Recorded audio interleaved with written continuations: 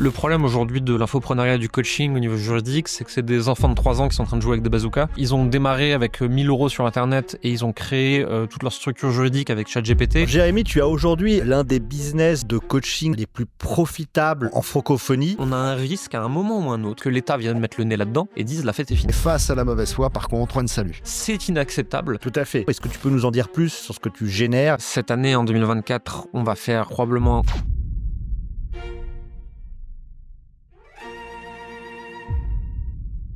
Bienvenue dans ce nouvel épisode du Clash au Cash, le podcast qui vous réveille sur le plan juridique. Aujourd'hui, on a l'honneur de recevoir Jérémy Coleman.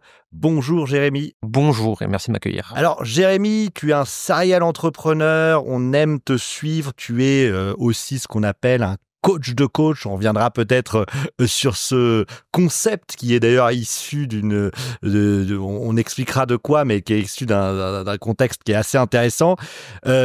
Tu as créé une école de coaching, Coleman Publishing. Est-ce que tu peux nous en dire un petit peu plus sur ton parcours ? Je suis dans le digital depuis une quinzaine d'années. J'ai un master en stratégie digitale des marques initialement. J'ai fait un peu d'agence, j'ai fait un peu de freelance, j'ai travaillé un peu sur des grands comptes, toujours en stratégie digitale, en social selling, jusqu'au moment où j'en ai eu marre de travailler avec des grosses entreprises. Ça m'a fatigué de passer plus de temps à convaincre de mes idées qu'à les implémenter. Et c'est là que je suis revenu à mes premiers amours, entre guillemets, donc le monde du coaching, le monde de la formation en ligne et toutes ces choses-là.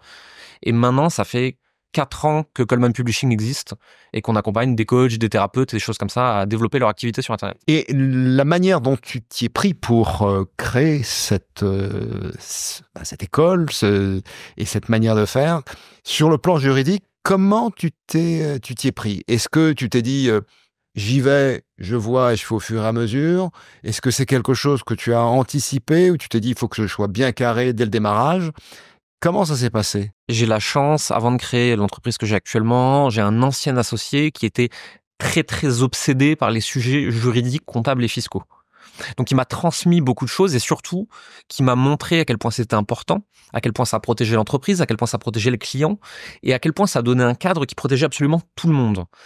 Donc quand j'ai remonté cette entreprise de zéro, la première chose que j'ai fait, moi, c'est aller chercher Félix Chassier en disant « J'ai besoin qu'avec ton réseau d'avocats, de comptables, d'experts comptables, de fiscalistes, tu viennes soutenir la création de cette entreprise et me dire comment bien faire les choses. » Je savais que je savais pas faire. Je me suis tout de suite entouré de personnes qui savaient. Tu as délégué du coup le juridique à des personnes compétentes et d'ailleurs effectivement on salue Félix qui est un partenaire. On intervient pour plusieurs infopreneurs et notamment toi Jérémy. Alors toi, tu es dans le monde de l'infoprenariat quand même depuis de longues années. C'est un monde où on a vu quand même beaucoup de choses. Nous, on l'a vu évidemment de plusieurs côtés de la barrière, hein, qu'on soit en demande, en défense, qu'on défende des gens parfois qui n'ont pas fait des choses très recommandables. Est-ce que tu peux un peu nous parler de tout ça, de ce monde de l'infoprenariat, des pratiques qu'il y a pu avoir ? Qu'est-ce que tu en penses de tout ça ? Il y a de tout aujourd'hui sur le marché. Aujourd'hui, on a globalement 3 branches dans ce marché. On a la branche organisme de formation, très peu incarnée par des personnes, c'est des grosses structures administratives, très bien ficelées juridiquement, tout se passe bien. On a des entreprises qui sont un peu à mi-chemin, un peu comme la mienne en fait, qui sont presque des organismes de formation, mais sans la régulation, sans être officiellement un OF avec tout ce qui va avec, mais qui essayent d'être relativement structurés, de faire les choses bien. Et on a un 3e volet de personnes qui vont être là pendant 1 à 5 ans sur le marché maximum, qui font n'importe quoi, parce que de toute façon, elles s'en fichent, elles sont dans des pays offshore qui pratiquent pas l'extradition, elles font n'importe quoi, elles ratissent le marché aussi large que possible, c'est un braquage de banque, littéralement, et ensuite on disparaît. Et ça, des personnes, de toute façon, on en a 2, 3, tous les ans, depuis 10 ans que je regarde ça, qui viennent, qui font un grand coup, qui ratissent le marché en faisant n'importe quoi juridiquement, et qui disparaissent. Et une fois tous les 5 ans, il y en a quand même un qui paye ses bêtises.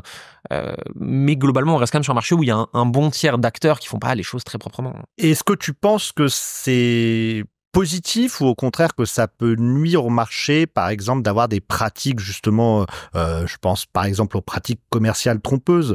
On voit aussi par exemple des personnes qui accompagnent sur des investissements qui peuvent être des investissements à risque sans toutes les précautions nécessaires. Qu'est-ce que tu penses de tout ça? Le problème, c'est que d'un côté, ça va léser les acheteurs. Et donc ces acheteurs, ils perdent confiance, et ils perdent confiance dans toute l'industrie et pas que sur les acteurs déficients. Et en plus de ça, plus on va léser le public, le retail, les personnes qui sont pas des professionnels, qui sont pas agréés, qui savent pas vraiment ce qu'elles font parce qu'elles n'ont pas l'habitude, elles n'ont pas été formées, plus on a un risque à un moment ou un autre que l'État vienne mettre le nez là-dedans et dise la fête est finie. Si c'est le cas, tout le monde y perd. Les entreprises comme la mienne y perdent, les acteurs traditionnels y perdent, le client final y perd parce qu'il y aura tellement de régulation qu'en fait les formations seront nulles derrière. Et il y a juste les personnes qui faisaient déjà n'importe quoi qui vont continuer à faire n'importe quoi et elles s'en fichent. Donc c'est vraiment une situation où si on en arrive là, tout le monde est perdant. Et moi c'est pour ça que je milite entre guillemets autant pour une structuration juridique, mais pas que, juridique, commerciale, tout ça, des entreprises de notre secteur. Parce que on peut quand même gagner beaucoup d'argent et avoir beaucoup de clients en faisant les choses proprement. Mais en plus de ça, on ne laisse pas les gens. Si on ne laisse pas les gens, on est là plus longtemps. L'État nous laisse faire notre tambouille. Et globalement, tout l'écosystème peut prospérer. S'il y a trop d'acteurs qui font n'importe quoi, on va se faire taper sur les doigts et ça va nous empêcher de travailler. Quand tu dis que ces acteurs font n'importe quoi, c'est en termes de qualité de formation, en termes d'engagement qui ne sont pas tenus, en termes, qu'est-ce qu'on appelle des acteurs justement qui ne sont pas sérieux, selon toi en tout cas? Il y a plusieurs choses. Il y a les produits qui sont pas bons, mais ça à la rigueur, c'est pas de la malveillance, c'est qu'il y a certaines personnes qui seront pas ingénieurs pédagogiques ou qui n'en ont pas recruté, qui savent pas faire un produit de qualité. Mais ça, à la rigueur, à part dire qu'ils sont nuls, on peut rien leur reprocher juridiquement. Les problématiques, c'est les pratiques commerciales agressives. Je ne l'ai pas entendu récemment, mais en 2018, on entendait des choses sur le marché disant si la personne ne pleure pas au téléphone, elle n'achète pas. Ça s'appelle de la vente sous pression, c'est quand même profondément illégal, faut le rappeler. On a vu de la fausse urgence, des faux prix, des prix qui sont censés changer mais qui changent jamais, des bonus qui n'en sont pas. Qu'est-ce qu'on a vu encore Ouais, tout ça, c'est des pratiques commerciales trompeuses. Hein, on le rappelle, c'est quand même puni par la loi de 2 ans d'emprisonnement et 300 000 € d'amende. Alors, passons peut-être sur un sujet un peu plus fun. Le coach de coach, ça vient d'où? Ça veut dire quoi? Donc, effectivement, c'est comme ça que tu en fait, à l'origine, quelque part, je crois que c'était une histoire, justement, un peu de diffamation sur Internet, et t'en as fait, du coup, une force et un slogan pour ton business. Ouais. Globalement, sous les publicités, de toute façon, on avait toujours des petits malins qui disaient « Ah, le coach de coach, la nouvelle manne. » Voilà. Bon, bref. Derrière, il y a aussi eu une vidéo YouTube qui est sortie maintenant il y a quelques années, créant une fausse pyramide de Ponzi du coaching, disant qu'il y avait le grand chef coach suprême qui coachait le coach d'en dessous, qui coachait le coach d'en dessous, et ainsi de suite. J'ai très vite remarqué que les gens qui comptaient acheter chez moi ne regardaient pas ce genre de vidéos. Donc en fait, c'est juste des personnes qui étaient déjà mes détracteurs, qui étaient renforcés dans leur idée sur ce sujet-là. Donc c'est aussi pour ça qu'on a décidé de ne pas aller plus loin en termes de diffamation, parce que tout était des phrases un peu alambiquées ou de toute façon à prouver quoi que ce soit. C'était très compliqué, c'est inutile, c'est une perte de temps. Du moins, c'est la conclusion à laquelle on est arrivé ensemble. Et je me suis quand même dit, si déjà on veut me mettre dans une case, on me dit que je suis un coach de coach, autant en faire une blague et en faire un running gag. Et j'ai commencé à signer mes posts LinkedIn à l'époque. Je suis peut-être un coach de coach, mais au moins je suis le préféré des Français. Et en fait, il se trouve que c'est resté parce que ça fait rire les gens. Parce que de toute façon, les gens qui m'aimaient pas, ça renforçait l'idée qu'ils avaient de moi et ils étaient très contents. Les gens neutres ne faisaient pas attention et les gens qui étaient de mon côté, ça changeait rien en fait. Et on se rend très vite compte que c'est difficile pour quelqu'un qui veut nous diffamer d'attaquer les gens qui vont acheter chez nous en fait. Il va juste renforcer son propre camp. Donc autant en faire une blague, en faire un élément de branding, pourquoi pas, et jouer avec. Ouais, c'est ça, c'est vraiment le mindset de l'entrepreneur qui prend un moment de difficulté avec résilience pour justement en faire une force et ressortir grandi de tout ça. Donc chapeau là-dessus. C'est quoi, parle-nous un peu de ton métier, c'est quoi pour toi un bon coach? Et ensuite, je vais avoir une seconde question dans la question. Est-ce que tu penses que, du coup, on peut faire du coaching juridique également? Alors, déjà, moi, je suis pas coach. Y a un abus de langage sur le marché et je m'en sers, hein. Parce que la plupart des gens font pas la différence entre un coach, un mentor, un consultant, un formateur, un accompagnant. C'est des métiers très différents à chaque fois. Le coaching, c'est une pratique sur laquelle il faut être formé au sein de l'accompagnement. C'est-à-dire on peut accompagner de plein de personnes, plein de façons différentes. Le coaching étant une posture et une technique, au même titre que la PNL, l'analyse transactionnelle, choses comme ça, pour accompagner quelqu'un. Donc, théoriquement, en tout cas, un bon coach, c'est quelqu'un qui est formé au coaching, déjà pour commencer. C'est un peu facile à dire, mais bon, c'est important de le rappeler. Derrière, la plupart des gens ne cherchent pas un coach, ils cherchent un mentor. Un bon mentor, c'est quelqu'un qui a déjà fait ce qu'il veut transmettre. C'est quelqu'un qui a déjà accompagné sur ce sujet, qui a des compétences de transmission. Parce que j'ai vu plein de gens qui étaient des entrepreneurs très brillants, qui sont très nuls pour transmettre. Et le contraire aussi, d'ailleurs. Et globalement, qui cherche à aider la personne en face avec un changement de posture. Posture haute, fais ceci. Posture basse, comment est-ce que je peux t'aider? Donc c'est comme ça qu'on navigue dans l'accompagnement et c'est comme ça qu'on est un bon coach, je pense. La deuxième partie, c'était sur le coaching juridique. Est-ce que tu penses que ça peut exister? En fait, on a eu récemment des cas et effectivement, c'est de plus en plus, nous, quelque chose qu'on intègre dans notre pratique où finalement des personnes vont se retrouver soit en situation de négociation, soit en situation, par exemple, de garde à vue ou d'audition devant un juge d'instruction. Et là, du coup, on fait véritablement un coaching sur quelle posture adopter, des éléments de réponse, etc. Ouais, il y a deux choses ici. Il y a l'accompagnement juridique, qui n'est pas du coaching à proprement parler, mais bon, de toute façon, c'est de l'accompagnement. Quand je viens avec une problématique vers vous et que on discute ensemble de la meilleure façon de l'aborder, c'est de l'accompagnement à la prise de décision juridique. Déjà, on s'en approche. Derrière, effectivement, il y a un espèce de média training juridique dans le cadre d'une audition ou n'importe quoi, où effectivement, c'est du coaching. On est en train de préparer une personne, on est en train de l'accompagner, on est en train de la tester, on est en train de la faire progresser en lui posant des questions, justement, en l'aidant à trouver les bonnes réponses par elle-même ou par l'extérieur. Et donc oui, le coaching juridique, pour moi, ça fait beaucoup de sens. Est-ce que tu as eu des litiges déjà dans ton activité et comment tu les as surmontés? Quelle est ton approche par rapport à ça, justement, un litige client? Il y en a toujours, il y en a dans toutes les entreprises. Les personnes qui disent qu'elles n'en ont jamais, c'est des personnes qui mentent ou c'est des personnes qui n'ont pas de clients. C'est important de le rappeler. Globalement, faut voir déjà d'où vient le litige. Qu'est-ce qui s'est passé? Qui est pas content? Pourquoi? Quelle est la réclamation, etc. Est-ce qu'on est au stade du litige où il y a un procès qui est intenté, ou est-ce qu'on est juste dans un désaccord de service client? Si un procès est intenté, avant tout, moi je traite ça en me demandant où est le manquement. Est-ce que nous avons fait une erreur? Si oui, est-ce qu'on peut la reconnaître sans mettre en danger l'entreprise? Comment on fait pour ne pas léser le client? Comment on fait, entre guillemets, pour faire les choses bien? On a fait une erreur. Et ça peut nous arriver. Si c'est pas nous qui avons fait une erreur et que c'est le client qui essaie d'avoir un comportement un peu délicat avec nous, on va dire ça comme ça poliment. De mauvaise foi. De mauvaise foi, voilà. Dans ce cas-là, on va suivre précisément ce qui a été vendu. Qu'est-ce que dit le contrat? Qu'est-ce que disent les CGV? Comment est-ce qu'on fait pour respecter le droit? Et dans ce cas-là, il n'y a plus de discussion, il n'y a plus de j'aime pas, je suis d'accord, je suis pas d'accord, je suis content, je suis pas content. Il y a juste qu'est-ce que dit le droit? Et dans ce cas-là, nous, c'est comme ça qu'on l'appréhende, le sujet. C'est juste de suivre précisément ce qui a été vendu et ce qui a été contractualisé. Donc, tu as une démarche très pragmatique. C'est-à-dire que tu refais un petit peu la chronologie de ce qui s'est passé, sans état d'âme particulier. Tu essaies vraiment de scanner l'ensemble de la situation pour ensuite voir s'il y a lieu ou pas de se rapprocher, de trouver un terrain d'entente. D'ailleurs, est-ce que tu es, toi, plutôt favorable à systématiquement soit trouver un rapprochement, un accord, ou au contraire, tu te dis non, à un moment donné, je dis non parce que c'est trop, ou voilà. Quelle est ta position par rapport à la gestion du litige? Il y a plusieurs cas. Il y a la personne en difficulté. On essaye systématiquement de trouver une solution avec elle. On est côte à côte face au problème. Et il y a la personne de mauvaise foi. Et dans ce cas-là, elle aura un mur en face d'elle, cette personne. Parce qu'on laissera rien passer. Parce que, et ça arrive presque jamais. Il y en a très peu.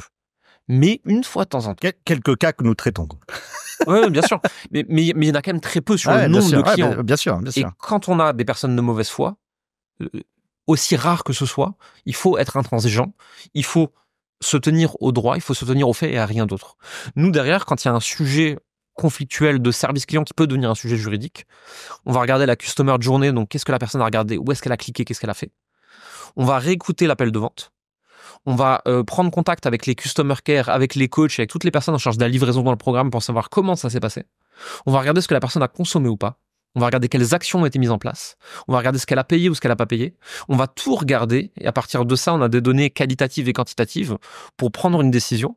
Est-ce qu'on a une personne en difficulté qui a un peu la tête sous l'eau, qui essaie de se dépatouiller avec du juridique? Et dans ce cas-là, c'est notre responsabilité. On est dans le care, on est là pour l'aider, à nous de trouver une solution avec elle pour essayer de pas l'enfoncer plus.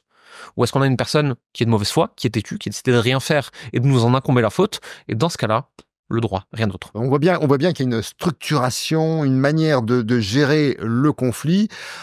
Dans la mesure du possible, on trouve une solution, mais face à la mauvaise foi, par contre, voilà, point de salut. C'est ce que j'allais dire. On a vraiment la sensation qu'il y a une très grande maturité dans ton business, une maturité que beaucoup d'infopreneurs n'ont pas, où justement le juridique est vraiment pris en considération et tu peux faire ça aussi parce que tu t'appuies aussi sur de solides contrats. Si tu n'avais pas de solides contrats, clairement tu pourrais pas t'en sortir de cette manière aussi en quelque part étant discrétionnaire et par moment pouvoir justement accorder des facilités, accorder une gestion client qui est, je dirais, tout à ton honneur. Mais justement, quand tu es face à des gens de mauvaise foi, pouvoir opposer un mur parce que tu as des contrats solides. Ce que je note aussi, c'est la traçabilité de toutes les étapes.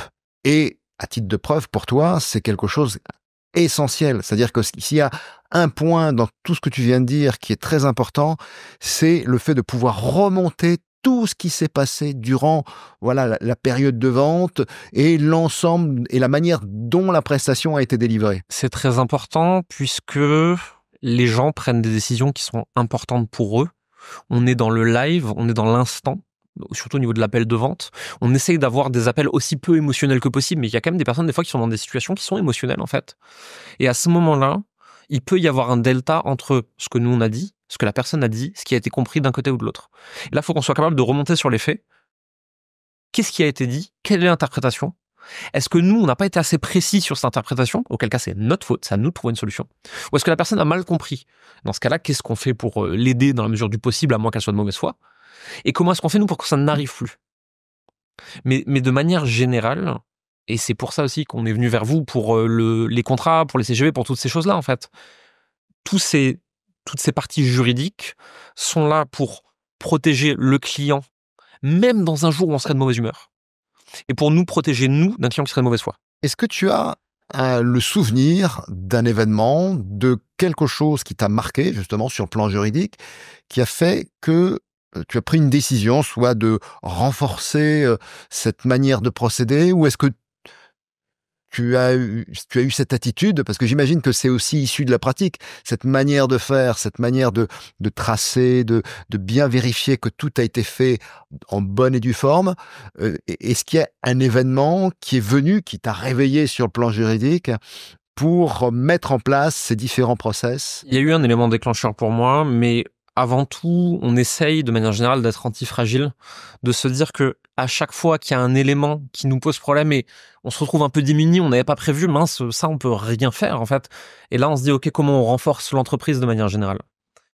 Moi, le plus gros déclic est arrivé alors que j'étais encore freelance.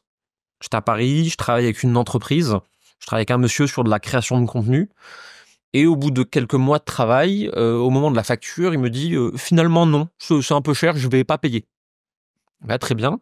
Une relance, 2, 3, 4, 5, 6, la personne disparaît complètement. Et moi, à cette époque-là, le droit de manière générale, j'y connais rien. Donc, heureusement, je suis un peu conseillé. Et la personne me dit non, tu vas pas aller coller des affiches dans sa ville pour l'humilier. C'est pas comme ça qu'on fait juridiquement, ça n'a aucun sens, tu récupéreras pas d'argent. On va prendre un avocat et on va suivre tout le process. Et moi, je dis à la personne, c'est pas très important, on est sur quelques centaines d'euros. Fait, si, justement, c'est maintenant qu'il faut s'entraîner quand il n'y a pas d'enjeu. Parce que comme ça, si un jour, on est confronté à du droit à nouveau, en fait, on n'est pas stressé, on sait comment ça se passe. Et j'ai suivi tout ce processus pendant 11 mois jusqu'à récupérer ma facture, même si elle n'était pas très importante. Et là, j'ai compris vraiment, en tant qu'entrepreneur, à quel point le droit était là pour nous protéger. Et si on est bien content en tant que client d'être protégé par le droit, on est aussi bien content en tant qu'entreprise d'être également protégé. Et ça a été le déclic de, ok, de toute façon, avec le droit, tout est absolument transparent pour le client. eh ben, c'est important que nous aussi on se sente protégés. Ça nous permet de délivrer un meilleur service. Ça nous permet d'être toujours en sécurité face à tous les clients, même quand il y en a beaucoup. Si on n'avait pas le droit pour nous protéger, on serait obligé de se protéger nous-mêmes face aux clients. Et ça veut dire aussi des pratiques qui seraient probablement nettement moins agréables, nettement moins dans le care, dans le coaching, dans l'accompagnement, parce qu'on devrait faire attention à tout. Là, on n'a pas besoin, parce que justement, vous nous avez structuré des CGV, des contrats, etc., qui font qu'on est en sécurité, qui font qu'on peut se concentrer, nous, sur accompagner notre client et rien d'autre. Fondamental. Tu parlais du fait que tu avais eu envie de mettre des affiches justement sur le client, et ça, aujourd'hui, il y a des pratiques de ce type avec des gens qui vont créer des comptes Instagram, des gens qui vont faire des posts LinkedIn. Oui. Je tiens quand même à rappeler qu'il s'agit de chantage, tout simplement parce que, en fait, menacer quelqu'un, par exemple, en lui disant « je vais mettre un mauvais avis, je vais mettre un mauvais commentaire, je vais faire un post LinkedIn sur toi si tu ne me payes pas », ça s'appelle du chantage. Le chantage, c'est quoi ?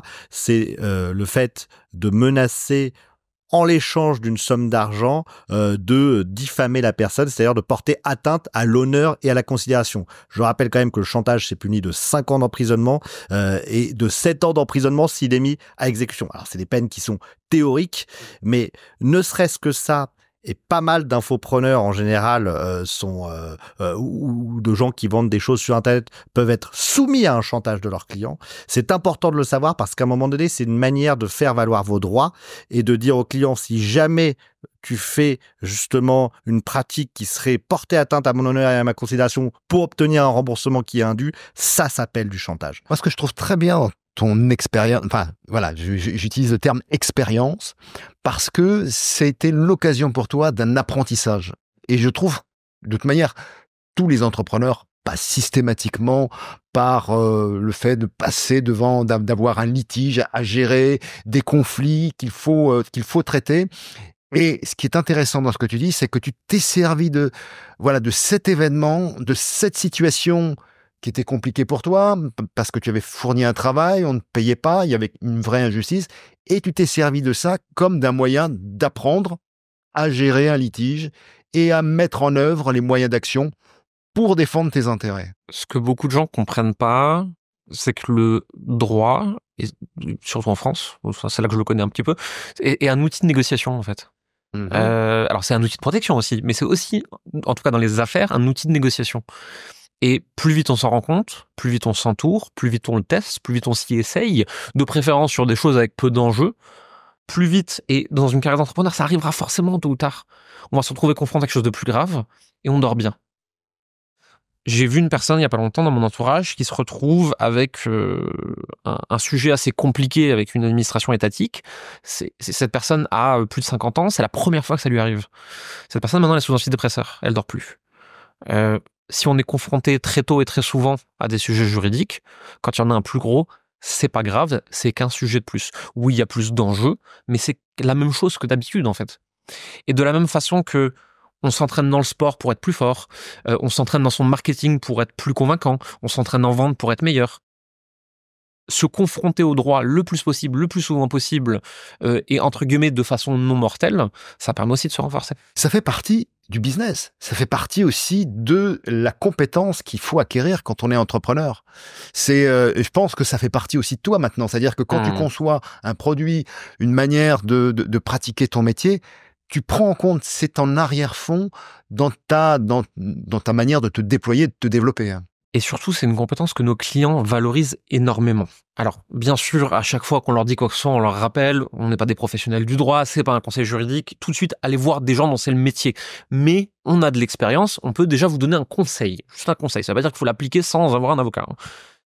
Et j'ai régulièrement des clients qui arrivent chez moi dans des situations de panique parce que ils ont un litige, par exemple. Ça arrive, c'est le premier. Ils reçoivent à la maison une lettre de 6 pages, accablante, et ils dorment plus.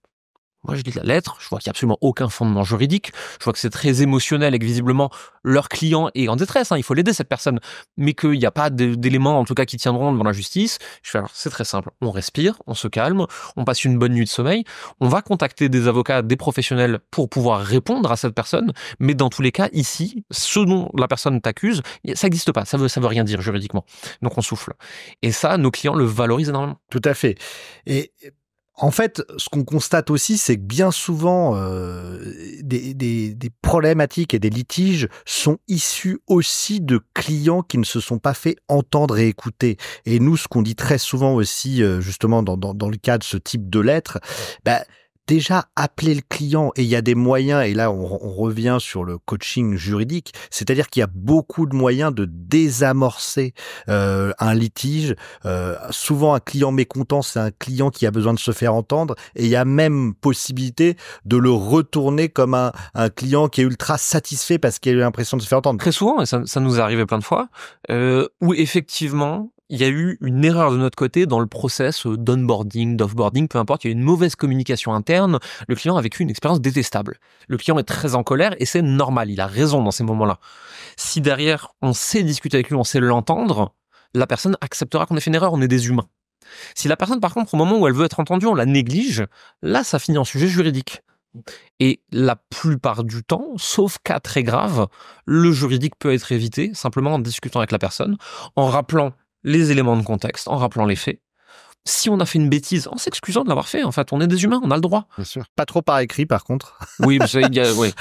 D'ailleurs, dans ce genre justement de customer care, puisqu'on est là-dedans, hein, ça doit se faire systématiquement à l'oral, parce que l'écrit de toute manière ne passe pas bien, et l'écrit en plus est une source de responsabilité potentielle si ça devait dégénérer par la suite. Ouais, complètement. Prendre attache avec le client, l'entendre, entendre ce qu'il a à dire, et ça, c'est vrai que c'est vraiment une bonne pratique, quoi. Et trop de litiges, nous on voit trop de litiges où en fait les vendeurs, hein, c'est pas forcément des vendeurs de rêve, mais les vendeurs, les infopreneurs ont tout de suite quelque part envoyé entre guillemets péter le client.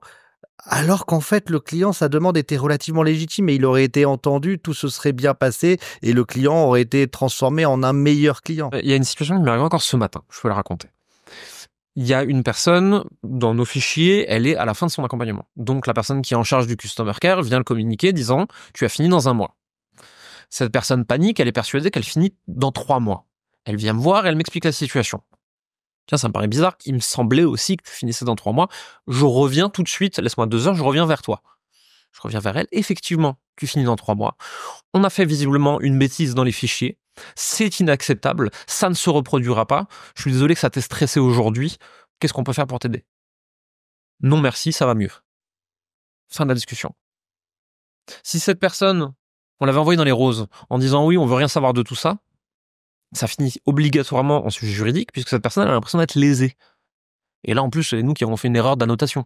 Alors, Jérémy, tu as aujourd'hui l'un des business de coaching les plus structurés, les plus profitables en francophonie. Quels sont tes objectifs? Quelles sont tes visions? Est-ce que tu peux nous en dire plus en termes de chiffre d'affaires, sur ce que tu génères et où est-ce que tu veux aller avec Coleman Publishing? Cette année, en 2024, on va faire probablement 2,5 millions encaissés TTC. L'idée, c'est de continuer à croître en visant x2 chaque année, comme on l'a fait depuis le début. Je sais pas combien de temps ça va tenir. En tout cas, on va essayer de continuer à le faire aussi loin que possible. J'ai pas d'ambition finale où je me dis, quand je serai là, je m'arrêterai. J'ai plutôt l'inverse, en fait. C'est aussi loin que possible, sauf si. Sauf si ça tient à 3 points.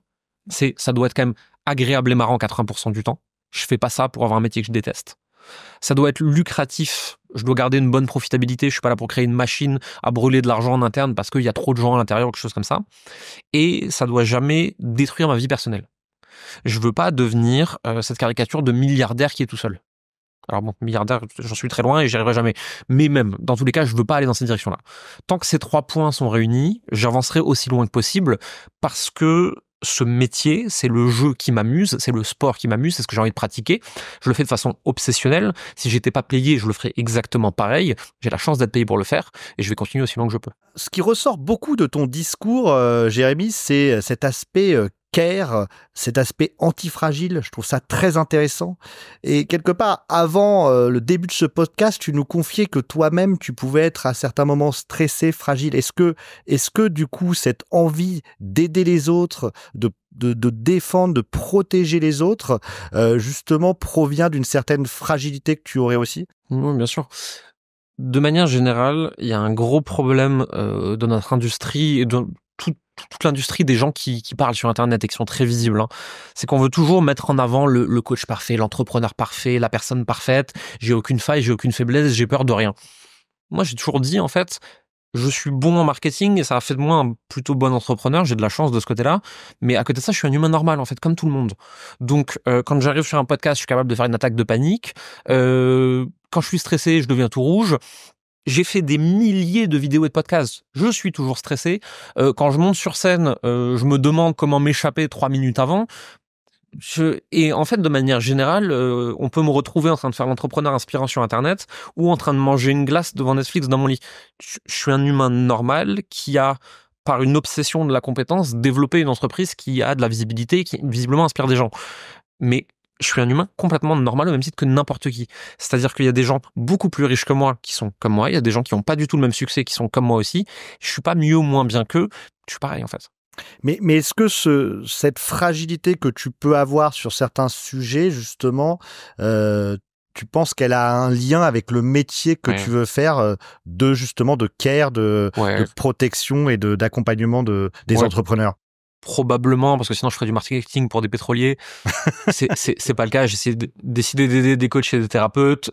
C'est sûrement moins lucratif que le pétrole, mais c'est un peu meilleur pour le karma. De manière générale, moi, le coaching, la thérapie, l'accompagnement ou le soutien de professionnels dans plein de secteurs différents, même pour progresser sur des sujets, m'a beaucoup aidé dans ma vie. Ça m'a énormément apporté. Si aujourd'hui j'ai la vie que j'ai et que je suis relativement heureux quand même au quotidien, c'est grâce à ça. C'est parce que j'ai eu autour de moi des psys, des coachs, des thérapeutes, des formateurs, des consultants, des mentors, plein de choses comme ça.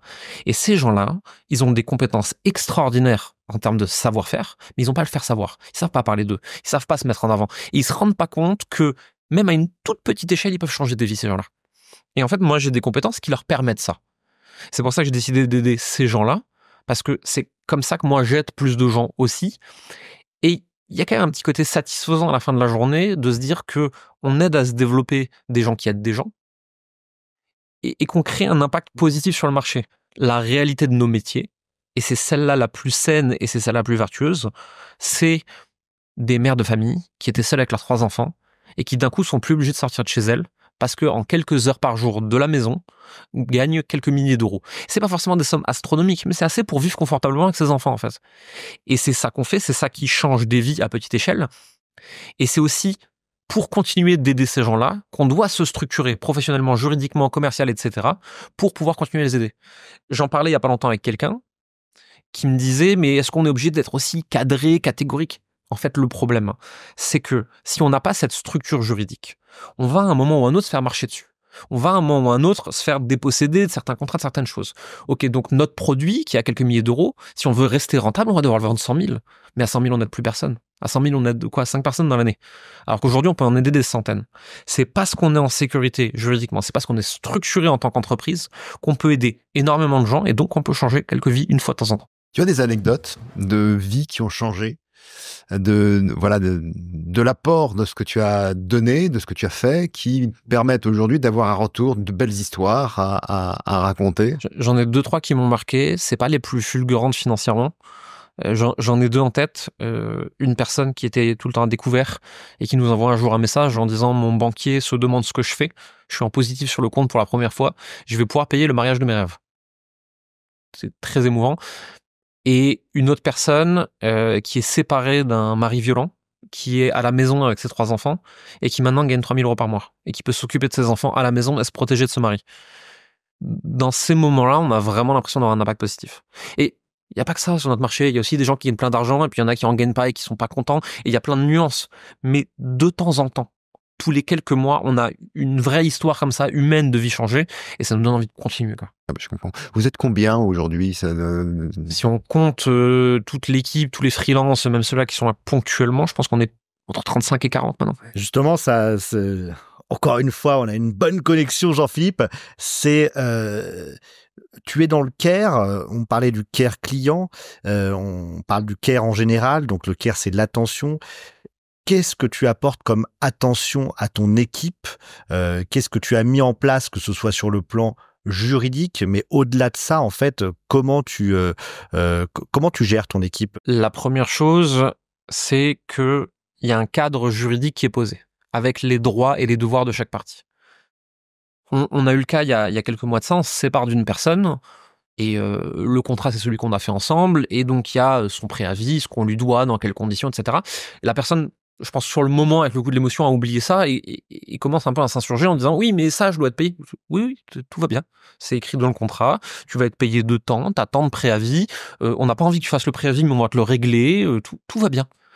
Et en fait, dans ces moments-là, même en cas de conflit avec une personne qui travaille avec nous, ce contrat qu'on a notamment avec les freelances les protège et nous protège. Ça va dans les deux sens. S'ils se sentent en sécurité, ils peuvent travailler dans de bonnes conditions. Si on a un cadre juridique clair, on peut se taper dans la main et rigoler. Et c'est exactement de la même façon qu'on fait un contrat de mariage quand on s'aime le plus. On fait un contrat avec les gens qui travaillent avec nous au moment du démarrage, quand on est tous hyper convaincus par cette collaboration. Pour s'assurer que, même dans un moment de faiblesse d'un côté ou de l'autre, on n'ait pas envie de s'écharper. Le contrat dit ce que chacun doit faire. Tu mets en avant un point qui est fondamental, c'est la sérénité. La sérénité dans la relation contractuelle que tu noues avec les personnes qui travaillent pour toi. Et c'est un élément essentiel même dans le développement de l'entreprise parce que il y a ceux qui sont bien, qui sont sereins, soit restent, soit tu attires vers toi aussi des personnes qui vont avoir envie de ce type de relation. Et dès lors qu'il y a du respect, parce que la sérénité va aussi avec une forme de respect de l'autre, dont on tient compte de sa position, de son savoir-faire. Il travaille, il donne de son temps, mais il y a un respect de ce temps qui est donné, bien sûr. Au-delà même de la rémunération. Même avant d'avoir des contrats aussi carrés qu'on a aujourd'hui, j'ai toujours eu à cœur de cette transparence et ce respect. Et à ce moment, avant, je faisais des emails disant « Je sous-signé, m'engage à, voici les conditions de sortie ». C'est pas aussi carré qu'un contrat, mais il y avait une trace écrite de nos engagements réciproques et des conditions de sortie au cas où. Et ça, j'ai toujours eu à cœur de le faire avec les gens avec qui je travaillais. Et au-delà du juridique, est-ce que tu dirais que les gens qui travaillent pour toi sont heureux ? J'espère, sinon j'espère qu'ils partiront. De manière générale, je dis souvent à l'équipe que le but, c'est de gagner ensemble. On est tous autour d'une grande table avec un gâteau infini. De toute façon, au bout d'un moment, moi, je fais une indigestion, ça sert à rien que je mange plus. Donc, le but, c'est que les autres en profitent aussi. Si je peux les rendre un peu plus visibles, les rendre un peu plus riches, un peu plus heureux et de meilleurs prestataires, entrepreneurs ou peu importe ce qui est important pour eux, j'ai réussi quelque chose. En essayant de tirer les gens vers le haut autant que possible avec moi, et j'ai pas réussi à chaque fois, hein. Il y a des fois où j'ai fait des erreurs comme tout le monde. Je m'assure d'une certaine loyauté des gens.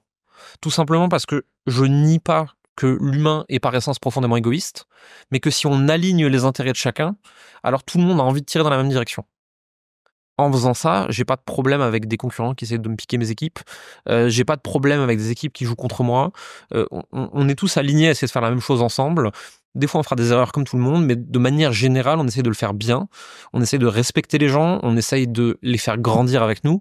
Et c'est ça qui fait qu'on arrive à faire du bon travail. Si tu avais un conseil à donner aux entrepreneurs, quelqu'un qui se lance ou quelqu'un qui est dans le développement de son entreprise, quel serait de ton parcours ce que tu as appris de plus essentiel et que tu pourrais transmettre? Il y a une erreur que je vois souvent, c'est il y a soit des personnes qui passent leur vie à se structurer mais qui vendent jamais rien, soit des personnes qui vendent et qui structurent jamais rien et qui font les cow-boys. C'est les deux, c'est pas ou, c'est et. On doit être quotidiennement en train d'aller chercher le moindre euro et de vendre. Si on tient à son produit et si on y croit, ça ne dispense pas de se structurer sur le produit, sur le marketing, sur l'offre, sur la livraison, sur le juridique, sur le fiscal, sur le comptable.